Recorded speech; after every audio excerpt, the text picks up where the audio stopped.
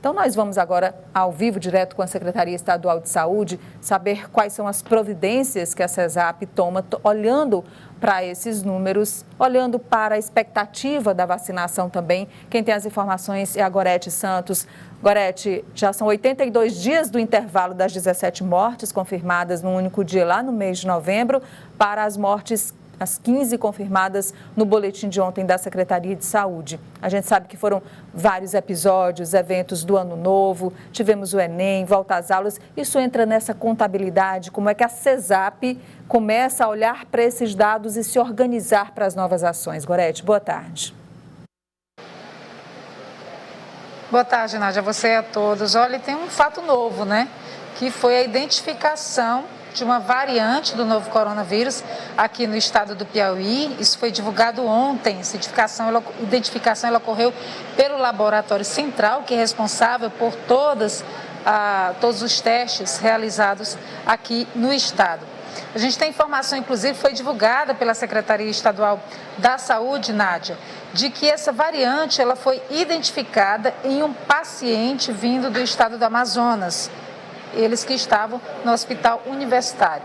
A CESAP também divulgou que, apesar dessa identificação da variante, esse paciente chegou ao estado do Piauí já fora do estágio de transmissão da doença, né? E que todas as medidas protetivas foram adotadas e que não foi identificada essa variante em nenhum outro profissional, em nenhum outro paciente até o momento. A gente vai começar tratando desse assunto, portanto, com a diretora do Hospital Natan Portela, infectologista Elna da Moral, tentando entender um pouco mais, porque a gente tem ouvido falar agora nessas variantes, tem preocupado muita gente, doutora Elna, inclusive lá no estado do Amazonas, de 250 genomas mapeados, né, foram identificados 18 cepas diferentes.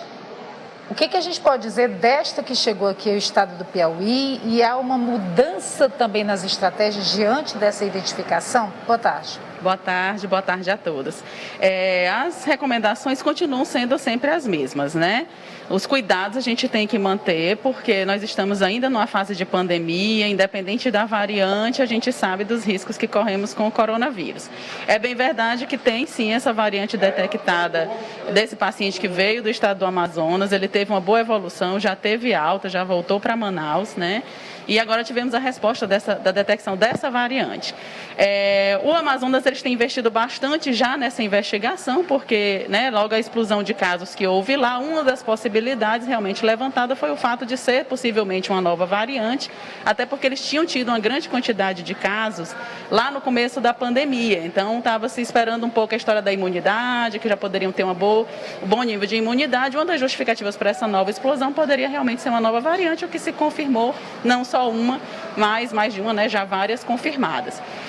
O restante do Brasil tem também começado essa investigação mais aprofundada, só que nós andamos a um passo relativamente lento em relação à velocidade com que esse vírus se dissemina, né, por questões diversas, né, inclusive realmente a estrutura laboratorial, porque esse isolamento dessas variantes não é uma coisa que qualquer laboratório faça.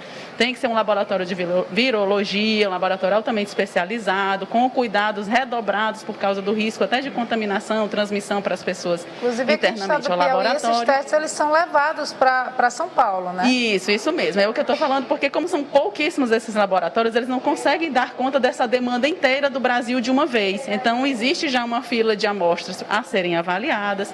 Teresina também já vai mandar amostras.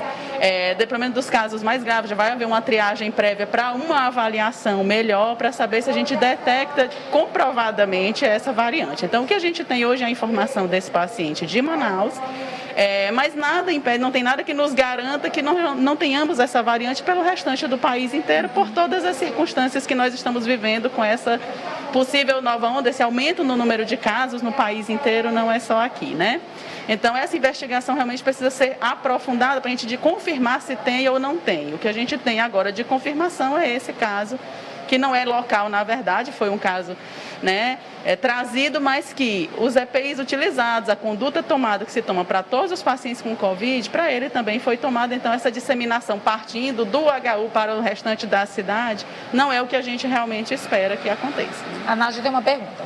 Bom, era justamente sobre mais ou menos isso que a doutora Elna estava falando nesse momento, Gorete, telespectadores da TV Cidade Verde, porque quando os pacientes de Manaus chegaram para o atendimento no hospital universitário aqui, doutora Elna, na Universidade Federal do Piauí, o que se temia era que, junto com eles, essa nova cepa do vírus viesse, já que, inclusive, essa cepa, a P1, ela impossibilita que o Brasil hoje mande passageiros ou brasileiros para vários países, ou seja, vários países restringiram a entrada dos brasileiros em função dessa cepa identificada, dessa mutação que o vírus sofreu lá no estado do Amazonas. E na chegada dos pacientes de Manaus, o diretor do hospital, Dr. Paulo Márcio, já dizia que não era tanto de se preocupar, porque provavelmente essa variante já estaria disseminada por todo o país. Então, independente desse caso, do contágio não ter mais acontecido porque o paciente já chegou depois dos 15 dias de contato inicial com o vírus e já tinha passado do período de transmissão, a senhora, como infectologista e também integrante aí do COI da Secretaria de Saúde, acredita que, de fato, essa variante já possa estar disseminada? Não só aqui no Piauí, mas nos outros estados brasileiros? Como eu coloquei, é uma coisa que a gente não tem como afirmar, né? Mas também a gente não tem como se impressionar caso haja confirmações, porque é muito pouco provável que ela seja encontrada por tanto tempo dentro de um estado como o Amazonas, com toda a circulação que a gente tem aqui dentro do Brasil, e a gente acreditar que ela esteja limitada àquele estado. A gente já sabe que outros estados, inclusive São Paulo, já detectou também. O que eu acho que demora mais realmente é a dificuldade que a gente tem nessa comprovação, né? Em termos de característica dos casos, a gente não tem uma percepção clara aqui em Teresina para dizer que a gente tem essa explosão, como foi no Amazonas, e por aí a gente chegar à conclusão que temos, né? Porque as nossas evoluções continuam sendo similares ao que tivemos no passado.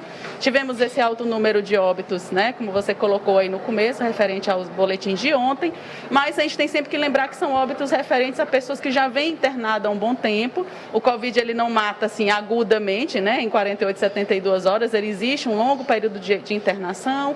Alguns pacientes que foram a óbito já vinham com uma internação de pelo menos 30 dias, então a gente sabe que não é um efeito agora de imediato, mas a gente continua observando esse comportamento epidemiológico e aguardando novas informações a partir de exames que a gente venha a conseguir dos próximos casos, né? A gente continua com a Nádia, tem mais uma pergunta. Doutora Elna, com base também no que a senhora acaba de falar sobre essa permanência dos pacientes nos leitos de UTI, inclusive, esses pacientes que complicam mais com os sintomas, levando em consideração, então, essas últimas 15 mortes, levando em consideração essa rotatividade que em algum momento pode ficar muito baixa, porque o paciente, às vezes, demora 2 dias, 7 dias, mas tem pacientes que demoram 20 dias, 30 dias, 40 dias, a gente não sabe qual é a evolução.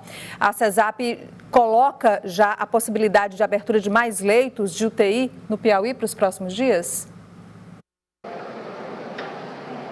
Sim, já tem essa programação, né? Algumas aberturas já foram cumpridas, outras ainda em programação. Paralelamente a isso também há as recomendações já publicadas nos decretos, né? Dos cuidados a mais que tem que ter, suspensão desse ponto do feriado, do facultativo de carnaval, tudo com um objetivo único, que é tentar diminuir a disseminação do vírus, frear essa disseminação, para que a gente possa ter tempo para dar rotatividade nos leitos de UTI ou leitos clínicos que a gente tem à disposição.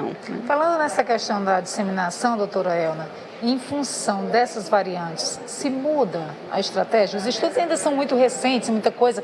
Em relação à transmissibilidade, a gente já tem informações de que até são mais transmissíveis, mas ainda há muita dúvida ainda em relação à agressividade, por exemplo, dessas variantes e também a eficácia das vacinas para essas novas cepas, né? A questão das vacinas ainda é uma coisa muito recente para a gente conseguir ter essa certeza, né, se a vacina cobre ou não. Independente disso, a vacina é mandatória, porque a gente consegue, se não cobrir da nova variante, mas pelo menos detém com certeza já as variantes passadas que já temos conhecimento, né? E aí vem a questão aí para vacinas futuras, se houver necessidade, se os estudos mostrarem que será possível, que será necessário. A gente já faz isso com influenza, né? Que todo ano a vacina muda um pouco por conta das características do vírus.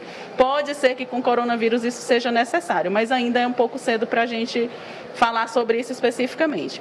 Com relação aos cuidados, quem tem o cuidado adequado, né, do uso de máscara, evitar aglomeração, higienização das mãos, né, todo mundo no ambiente com máscara, a gente sabe que por mais disseminado ou mais virulento que o vírus seja, ou mais facilidade de transmissão, vamos colocar assim, mas esses cuidados também podem ser suficientes, desde que todo mundo cumpra isso de maneira regular, conforme já recomendado, né, pelos órgãos sanitários e que todos devem cumprir. Então, esses cuidados mantidos, a gente também consegue conter mesmo esse vírus mais agressivo, mas a gente consegue manter, possivelmente mais agressivo, né? Mas a gente consegue manter a baixa infectividade dele se todos tomarmos essas precauções. Quero agradecer então a doutora Ana Amaral pelas informações prestadas aqui ao Jornal do Piauí, ela que é infectologista, diretora aqui na Portela, também membro do COI, Nádia, fazendo essa avaliação desse novo momento que a gente está vivendo. Nádia.